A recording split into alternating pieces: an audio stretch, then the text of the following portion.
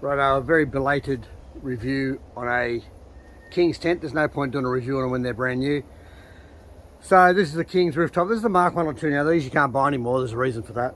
So you get the newer one, which is the Mk3, which I'm led to believe is quite good, and I'll tell you in a few weeks' time. But this is the old one. I'll tell you straight away all the stories. These just rust. I had one under warranty because they all rusted, and these poles rusted, although these ones look okay. But the last lot rusted. The mattress is firm as, but that don't matter. I ran a mattress topper on it. It still fits inside it and closes okay. But the way the seals sit, it still leaks inside, so you get mildew like there, and all over there you can see all the mildew, and that's really annoying. And these bars aren't strong enough. They're only really thin, and they're not strong enough to hold this out stiff enough, so this just flaps all night. The slightest amount of wind, it just flaps all night. If you're going to buy one of these second hand, I'd be very wary. I like the idea because they're just a big, and you can keep your gear in there. You can keep all your sleeping gear in there, which you can. But see where it mounts here, because it's just a sheet metal bottom. The sun's in a bugger of a spot.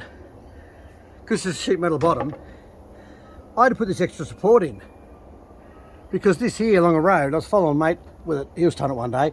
Well, you can see how it flexes up off there. So you imagine going along a corrugated road, that's just going. So eventually it's just going to split the floor or whatever. It's only aluminium. So yes, these are not a good thing. And the ladder is really uncomfortable, and I've broken 2 ladders. Like, I'm a bit fat, but I'm not that fat. At 90 kilos, I've broken 2 ladders. You just step on them and it just breaks, and then your ladder doesn't pack up. So anyway, there's my very short review on one of these. And even if you look at them second hand, I probably wouldn't bother unless you're happy to replace those rusty bits, try and get the moisture out of it, blah blah blah. So there's room to leave your bedding in, but if you do, the moisture gets into it. So it's not insulated, like it's got some carpet on the roof. I'll show you, it's got carpet on the roof, but for whatever reason it doesn't provide a real insulation sort of any insulation properties. And what happens, it still gets moisture in it and condensation. This roof hasn't dropped. The first one I had, the roof actually dropped. So this one's slightly better than the other one. But it even smells horrible and moist in here. Like, this is usually in the garage. The tent parts hanging up in the shed. I just got sick of putting it in the shed because it was getting mouldy anyway. So anyway, there you go. If you think about buying one of these, Kings Mk1 or 2, I probably wouldn't bother. I'm about to go swap it and upgrade to the Mk3. Hopefully that's a lot better. Anyway, she's right. She's going. See ya.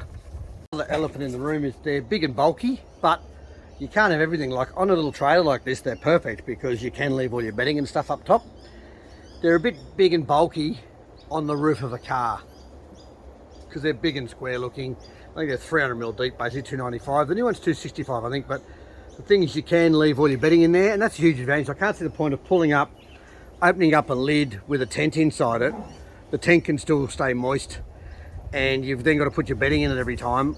Might as well throw a swag on the floor or a swag on the roof. So while some of those are okay, most of them are probably don't suit me. But for this setup, one of the new Kings ones should be fine because I can leave all the gear in there. So we'll go with that. Anyway, keen to see how the new one goes. I'll tell you in 2 years. Righto. So I took it back. I had no dramas with the warranty whatsoever. And so I had mildew on the inside from lots of leaks. All these little rivets here were rusty on the other one. So there were no dramas with warranty. They were really good. So here we go. This is the new model. Straight away you can see it's going to be heaps better because it's aluminium extrusion. So that problem I had before where I had to put this extra support bar in because the whole lot used to bounce up and down, that won't happen now. Like that big aluminium extrusion, that's not going to happen. And it now only has the 2 runners instead of 4 or 5 it had. It now has only the 2 runners that go the length of it, and it is solid. It's a really solid setup. Another thing I noticed straight away is the ladder. Like the treads on the other ladder were horrible. They were like a funny round shape, and they were just, well, better try it without my safety Crocs on, because way better. It was actually really sore. I know I'm being a big wuss here, but it was actually hurt your feet, hurt your foots walking up the other one. So it's way better straight away. These are obviously all adjustable, you can put them wherever you want, as are these. Now this is the next thing, these are bigger, so all the complaints I had seem to have been fixed. They're way bigger, and that seems like a heavier material, so I've had it out for a couple of days here now, and while it does move around slightly like that in the wind, it doesn't actually it doesn't flap. So I'm keen to see how it goes, because the other one flapped and really did my head in. If it ends up doing that, I'll probably end up trying to do some better pole setup, because I do like the idea that there's got a bit of shade around it. Right, move inside. Outside dimensions look slightly narrower. Well, they are narrow, because the other one used to come out to that bar there. So it's about 100mm narrower than the other one, which I like. Doesn't look as bulky, and because it's black it doesn't look as bulky anyway. But internally it's bigger, because the old one had to have a lip that came up and back inwards to give it the strength, because it was only aluminium sheet. So poles are bigger to fix that.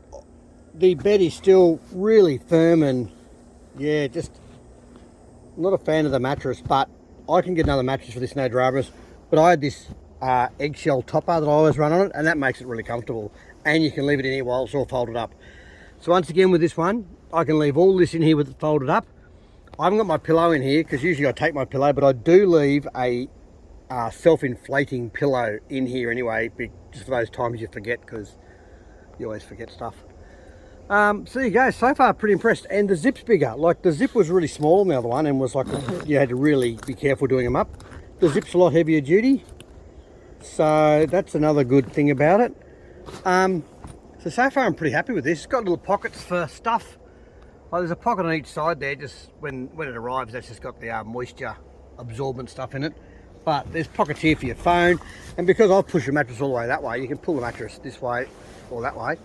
There's a bit extra room, so you can put your shoes or your thongs or whatever, bit of stuff up here. Yeah, look, there's a fair bit of breeze now, and that's not making a flapping noise at all. That's pretty good. So, pretty impressed. I reckon it's going to be a good thing. I'm not going to go into the weights. It weighs as much as the other one. They're one of the heavier ones, and as I said, they're heavier because they're bigger. But for this sort of setup, they are really good, because the weight's not a real big issue. Like, I think the lighter ones are like 55 kilos of your other style, where it's just a tent inside a box. But they've got no floor, no nothing. You need to carry all the bedding. They're just not an option for me. So I reckon this one's good. And if I was going on a trip and I really wanted this on the 62, I would probably quite happily run this on the 62 and just put up with the fact that you got that extra bit of weight up there. But when I say extra weight, there's a 95 kilos, whatever they are. It's not really that heavy. By the time you have a awning hanging off the side of your rack, a solar panel, the shower tent, which I'll probably run all that anyway as well, all the rest of it, you know, you've probably got a fair bit of weight, especially if you're on a spare tyre up there, a couple of jerry cans, you're up to that anyway. So if your suspension's set up right and you can handle the bit of load on the roof, it should be fine. I just, for my purpose, it's actually for this trailer. So there you go. It actually looks really good. I'm impressed. Looks like it's got a lot more stainless on it. My next thing will be, how do these go? Because they rusted on my other one, but these ones look like that little Allen bolt. I can actually replace them if I need to. These here are adjustable, which is pretty cool. So if that goes slack, you can actually adjust these to get them just right, which is pretty cool. The other ones were fixed, so that is a bit of a bonus. And still has the channel here for if you want to bolt brackets to it or whatever. You can run an M8 bolt head, fits in there. A 13mm bolt head, hex head fits in there. So pretty impressed.